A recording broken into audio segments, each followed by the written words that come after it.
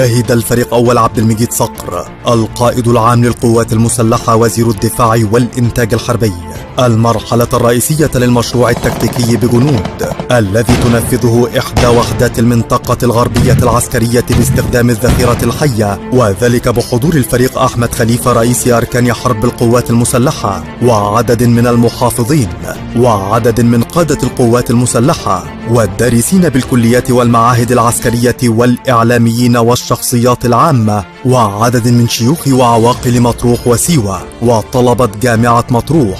وألقى اللواء أركان حرب حاتم مصطفى زهران قائد المنطقة الغربية العسكرية كلمة أكد خلالها حرص رجال المنطقة الغربية العسكرية على الوصول إلى أعلى معدلات الكفاءة والاستعداد القتالي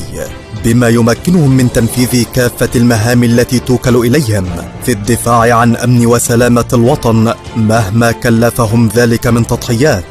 وتضمنت المرحلة الرئيسية للمشروع إدارة أعمال القتال لاقتحام الحد الأمامي لدفاعات العدو بمعاونة القوات الجوية التي نفذت طلعات للاستطلاع والتأمين والمعاونة لدعم أعمال قتال القوات القائمة بالهجوم